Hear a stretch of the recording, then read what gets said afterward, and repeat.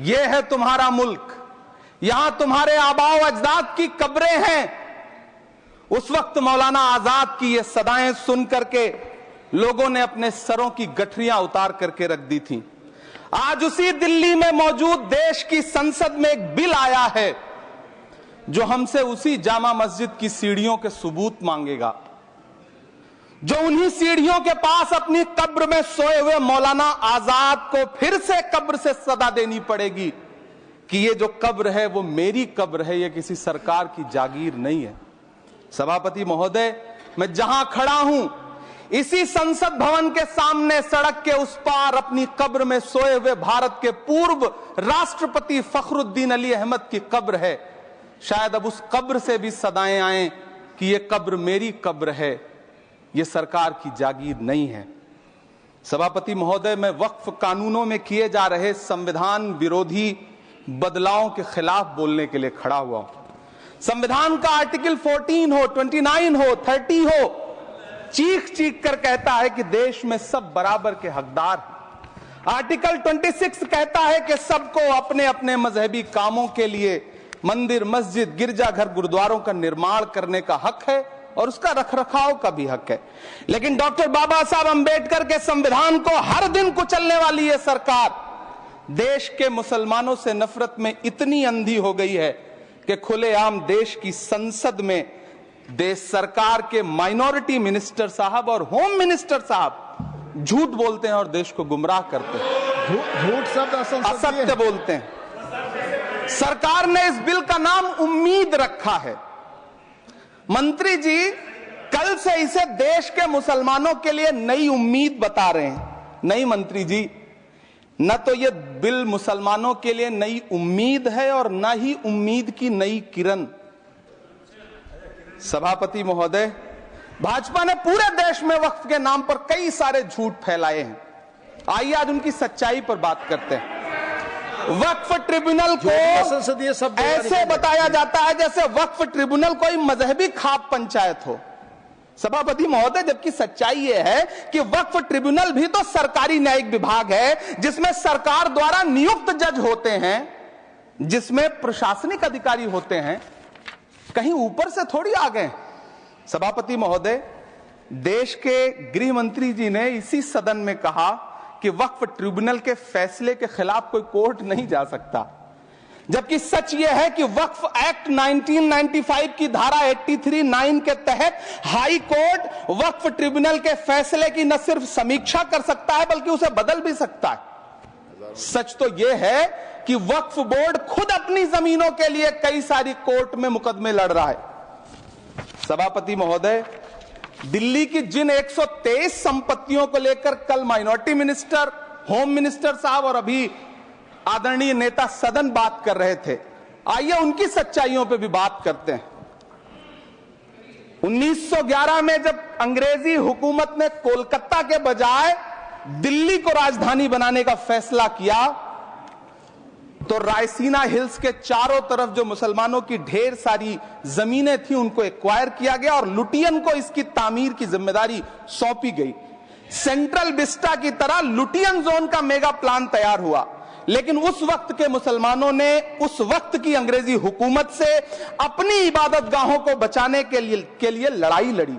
मामला British government तक पहुंचा।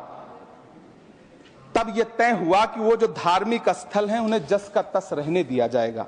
इंडिया गेट के बगल वाली मस्जिद हो, जाप्तागंज, सुनहरी बाग मस्जिद हो, पार्लियामेंट रोड वाली मस्जिद हो, ऐसी 123 संपत्तियों के मैनेजमेंट के लिए 1913 में मुसलमान वक्फ वैलिडेशन एक्ट बना और उसके बाद एक नया शहर बसाया गया जिसे लुटियंस जोन का नाम दिया गया। फिर 1943-45 के बीच एक और समझौता हुआ आजादी से पहले, उसके तहत काफी सारी वक्फ जायदादों को सुन्नी मजलिस औकाफ बनाकर उसके अंडर किया गया ताकि उसकी देखरेख की जा सके। गृह मंत्री जी 2 दिन से सदन में जो बात कह रहे हैं वो दरअसल 123 संपत्तियां उसी सुन्नी मजलिस औकाफ के तहत आती। सभापति महोदय, आजाद भारत आजाद हुआ। आजादी के बाद भारत में 1954 में वक्फ एक्ट लागू हुआ, जिसकी धारा 9 के तहत 1964 में केंद्रीय वक्फ काउंसिल का गठन हुआ। दिल्ली की वही 123 प्रॉपर्टीज को 1970 में सर्वे गजट करके गजट नोटिफाई किया गया। इसके निपटारे के लिए पूर्व प्रधानमंत्री इंदिरा जी के द्वारा 1974 में एक बर्नी कमेटी बनाई गई। बर्नी कमेटी ने 1976 में इन 123 संपत्तियों को दिल्ली वक्फ बोर्ड की संपत्ति होने की रिपोर्ट सौंपी। उस रिपोर्ट के आधार पर 1984 में कांग्रेस सरकार ने उन 123 प्रॉपर्टीज को दिल्ली वक्फ बोर्ड को सौंपने का फैसला किया, जिसके खिलाफ विश्व हिंदू परिषद कोर्ट गई। मामला 2011 तक पेंडिंग रहा। फिर 2011 में कोर्ट ने सरकार को आदेशित किया कि इसका निपटारा करो। तब 2013 में तत्कालीन यूपीए सरकार ने दिल्ली की उन्हीं 123 जायदादों को बर्नी कमेटी की सिफारिशों के मुताबिक वक्फ बोर्ड के हवाले किया। यही वो प्रॉपर्टीज हैं जिनके नाम से गृहमंत्री जी कल से कांग्रेस को कोस रहे हैं। फिर आई 2014 में भाजपा की सरकार, जो तब से इन जमीनों को हड़पने की साजिश कर रही है। जिस बिल को मुसलमानों के हुकूक की हिफाजत करने वाला बिल बताया जा रहा है, उसी को पेश करने के लिए और उस पर बात करने के लिए लोकसभा में भाजपा सरकार के पास एक भी मुस्लिम सांसद नहीं है। जिस वक्त, मैं लोकसभा कह रहा हूं, सुना करिए, जिस वक्फ बिल को मुस्लिम महिलाओं को हक दिलाने वाला बताया जा रहा है, उसे संसद में पेश करने वाली पार्टी के पास न तो राज्यसभा में, न लोकसभा में, न देश की किसी विधानसभा में एक भी मुस्लिम महिला सदस्य नहीं। कल किरण रिजिजू जी कह रहे थे कि रेलवे की जमीनें देश की जमीनें हैं, डिफेंस की जमीनें देश की जमीनें हैं। हां मंत्री जी हैं, बिल्कुल हैं। ये जो वक्फ की जमीनें हैं, ये हमारे पुरखों ने धार्मिक कामों के लिए डोनेट किया है। तो हम भी तो इसी देश के नागरिक हैं, हम भी तो इसी देश के बेटे हैं। तो वक्फ की जमीनें भी तो इसी देश की जमीनें हैं, उनको पराया क्यों बोलते हैं आप? सभापति महोदय अशफाकुल्लाह खान जब फैजाबाद की जेल में फांसी के फंदे पर झूल रहे थे, तो इसी देश की जमीन के लिए झूल रहे थे ना। सभापति महोदय, अंडमान की जेल में काला पानी की सजा काटकर अपनी जान देने वाले मौलाना फजले हक खैराबादी हो या शेर खान अफरीदी हो, वो भी तो इसी जमीन के लिए अपनी जान दे रहे थे ना। सभापति महोदय, पाकिस्तान के खिलाफ लड़ते हुए अपनी जान देने वाले महावीर चक्र विजेता ब्रिगेडियर उस्मान हो या पाकिस्तान के पैटर्न टैंक उड़ाने वाला परमवीर चक्र विजेता वीर अब्दुल हमीद हो, वो भी तो इसी जमीन के लिए अपनी जान दे रहा था ना। और मंत्री जी, मैं इस सदन में अलल ऐलान ये कहता हूं कि जब भी इस देश की जमीन को लहू की जरूरत होगी, आपसे 2 कदम आगे इमरान खड़ा मिलेगा। ये मैं आपसे यकीन दिलाते हुए कह रहा हूं। सभापति महोदय, मैं सरकार से कहना चाहता हूं, हमसे हमारी इबादत गाहें तो मत छीनिए ना, हमारे घरों पे बुलडोजर तो मत चलाइए ना, हमारी कब्रों में तो हमें सुकून से सोने दीजिए ना। सभापति महोदय, माइनॉरिटी मिनिस्ट्री का बजट कट करके, मुस्लिम बच्चों की स्कॉलरशिप बंद करके अब सरकार कह रही है कि हम वक्फ की आमदनी से गरीब मुसलमानों का भला करेंगे। गुजरात की बेटी बिल्किस के बलात्कारियों की रिहाई के बाद उन्हें माला पहनाने वाली लोगों के नेता ये कह रहे हैं कि यह बिल मुस्लिम महिलाओं को उनका हक दिलाएगा। धन्यवाद मोदी जी, क्या बढ़िया सौगातें मोदी दे रहे हैं आप। पहले हमें गुजराते मोदी दिया, आप सौगाते मोदी दे रहे हैं। लेकिन यह सरकार इतना याद रखे कि इसी ठसक के साथ देश की संसद में सीए का कानून भी लाया गया था और कहा गया था बड़े बड़े भाषण देकर के कि पड़ोसी देशों से हिंदू भाइयों को ला करके यहां नागरिकता दी जाएगी। लेकिन मैं आपके संज्ञान में लाता हूं सर कि पिछले इतने दिनों में इनसे नागरिकता लेने के लिए 2000 व्यक्ति भी नहीं आए, जबकि इसके उलट इन्हीं की सरकार में पिछले 10 साल में 15 लाख से ज्यादा भारतीयों ने भारत की नागरिकता छोड़ करके दूसरे देश में जाकर के बस गए। यह हुआ उस कानून का अंजाम। सभापति महोदय, इसी तरह की जिद के साथ किसानों के खिलाफ भी कानून लाए गए थे। जिस तरह आज वक्फ के फायदे गिनाए जा रहे हैं, उसी तरह से किसानों को भी कृषि कानूनों के फायदे गिनाए गए थे। लेकिन अंजाम क्या हुआ? 700 किसानों की शहादत लेने के बाद सरकार को अन्नदाता किसानों के सामने घुटने टेकने पड़े और कृषि कानून वापस लेने पड़े। जिल्ले इलाही, जमहूरियत जो है वो नफरत और ठसक से नहीं चलती है, अकड़ से नहीं चलती है, उसमें सबकी हिस्सेदारी जरूरी है। कल देश के माइनॉरिटी मिनिस्टर ने लोकसभा में खड़े होकर एक शेर सुनाया था कि मुझसे कोई बदगुमान न हो, तो मैं उन्हें एक शेर सुनाना चाहता हूं कि मैं आज जद पे हूं तो इतना खुशगुमान न हो, मैं आज जद पे हूं तो इतना खुशगुमान न हो, चिराग सबके बुझेंगे हवा किसी की नहीं। नीतीश कुमार जी हो, चंद्रबाबू नायडू जी हो, चिराग पासवान जी हो, जयंत चौधरी जी हो, देवे गौड़ा जी हो, जीतन राम मांझी जी हो, सबको समझना पड़ेगा कि जब जंगल में आग लगती है तो न वो बरगद बचते हैं जो हवा को आंधी में तब्दील करते हैं, न वो बांस बचते हैं जो आपसी रगड़ से चिंगारी पैदा करते हैं। सभापति महोदय, जब देश को मनमोहन सिंह साहब जैसा काबिल प्रधानमंत्री मिलता है तो देश को आरटीआई जैसा एक्ट मिलता है, सेज जैसा एक्ट मिलता है, मनरेगा जैसा एक्ट मिलता है, लिबरलाइजेशन मिलता है, राइट टू एजुकेशन मिलता है, नेशनल फूड सिक्योरिटी एक्ट मिलता है।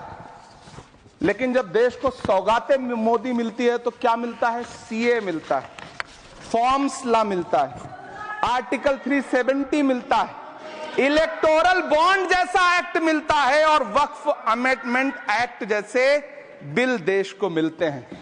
मुझे तो अपने हमवतन भाइयों से पूछना है कि आपको अपने बच्चों की तरक्की, खुशहाली और नौकरी की दरकार है या फिर मुसलमानों की दान की गई जमीनों को लूटकर धन्ना सेठों को देने की साजिश करने वाले कानून की? सभापति महोदय, यह सरकार रात के 3 बजे तक पूरे देश को जगा करके संसद में अपने ही नागरिकों को नीचा दिखाने के लिए वक्फ बिल ला रही थी, तो उधर रात के 1:30 बजे अमेरिका हम पर 26% टैरिफ लगा रहा था। सरकार की प्राथमिकताएं देश को पता। सभापति महोदय, मैं बहुत भावुक हूं आज, और मुझे अच्छा लगा कि आदरणीय नेता सदन जगत प्रकाश नड्डा जी ने बहुत अच्छी बातें भी की, मन से बातें की। क्योंकि उनके नाम में प्रकाश जुड़ा है तो मैं उनमें हमेशा एक रोशनी की किरण देखता हूं। मैं उनके सामने बहुत अदब से यह बात कहना चाहता हूं कि चिरागों के सफर में दबदबा हो आंधियों का तो फिर अंजाम जुल्मत के सिवा कुछ भी नहीं होगा। यह दुनिया नफरतों के आखिरी स्टेज पर है, इलाज इसका मोहब्बत के सिवा कुछ भी नहीं होगा। मैं भावुक हूं, मेरी पलकें गीली हैं। अगर देश की एक बहुत बड़ी आबादी को लगता है कि आप उसका भला करने के लिए नहीं बल्कि उनकी इबादतगाहों, उनकी कब्रिस्तानों, उनकी खानकाहों को बर्बाद करने का बिल ला रहे हैं, तो फिर आप अगर समझाने में नाकामयाब रहे हैं तो यह आपकी नाकामयाबी है। पहले समझाइए, उसके बाद कोई बिल लेकर के आइए, तब शायद हम आपका इतनी पुरजोर तरीके से विरोध ना करें। लेकिन सभापति महोदय, मैं अंत में सिर्फ इतना कहना चाहता हूं कि इस बिल में जो भी पॉइंट्स दिए गए हैं, बॉम्सी पोर्टल देख लीजिए, सरकार का झूठ आपको पकड़ में आ जाएगा। हम डरे नहीं हैं, हम सिर्फ सरकार से अपील कर रहे हैं कि हमें अपना समझिए। हम आपके अपने हैं, इस देश के नागरिक हैं और आप ताकत में हैं। संख्या बल के आधार पर बिल हो सकता है आप पास करा ले, लेकिन आपको यह बात समझनी पड़ेगी कि हम तो वो तारीख हैं, जहनों में रहना है जिसे, कागजी पुर्जे नहीं जो फाड़ डाले जाएंगे। जिस जमी पर मैं खड़ा हूं ये मेरी पहचान है। आप आंधी हैं तो क्या मुझको उड़ा ले जाएंगे? आपको यह बात समझनी पड़ेगी। आपको अगर इतना विपक्ष की तरफ से पहले जेपीसी में इतने सारे पॉइंट्स आए और उसके बाद कल से लोकसभा में और राज्यसभा में सुझाव आप सुनने को तैयार नहीं है, लोगों की शंका को दूर करने के बारे में आप बिल्कुल सोच नहीं रहे, बस आप कह रहे हैं यह बिल उम्मीद की नई किरण है। नहीं साहब, इसे भले किरण जी लेके आए हैं लेकिन ये उम्मीद की नहीं बल्कि नाउम्मीदी की किरण है। और इस देश की एक बहुत बड़ी आबादी इस बात से खदशे में है, शक में है कि आप सीधे उनकी जमीनों को लूट करके धन्ना सेठों को बेचना चाहते हैं। मेरी अब भी आपसे अपील है कि इस बिल को वापस लीजिए। यह बिल कहीं से आपके अपने नागरिकों के लिए अच्छा नहीं है। यह बिल सिर्फ इस देश के मुसलमानों को नीचा दिखाने का और अपने एक ऐसे मतदाता वर्ग को खुश करने का बिल है जिनको इस बिल के पास हो जाने से कुछ मिलेगा भी नहीं। लेकिन आप एक नैरेटिव देना चाहते हैं, एक मैसेज देना चाहते हैं। मेरी आपसे अपील है कि कृपया ये जो सबका साथ सबका विकास का नारा है, इस नारे को रत्ती भर तो चरित्रार्थ कर दीजिए। बहुत बहुत धन्यवाद।